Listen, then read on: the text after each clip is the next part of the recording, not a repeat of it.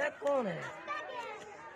ये नया दिख रहा है अपने मोहल्ले में। मैं उसको पीटू वाले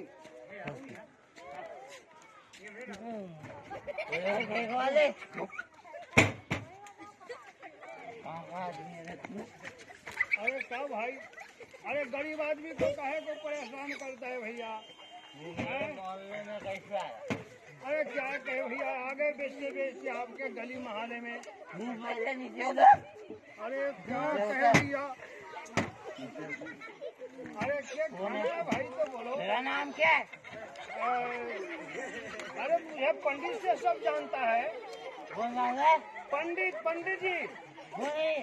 अरे केक वाले हैं, केक खाना है तो आप बताओ भैया, काहे गरीब को परेशान करता है? हाँ क्या कहे भाई,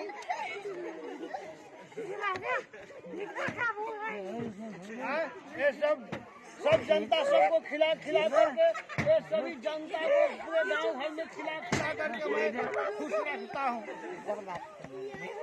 हाँ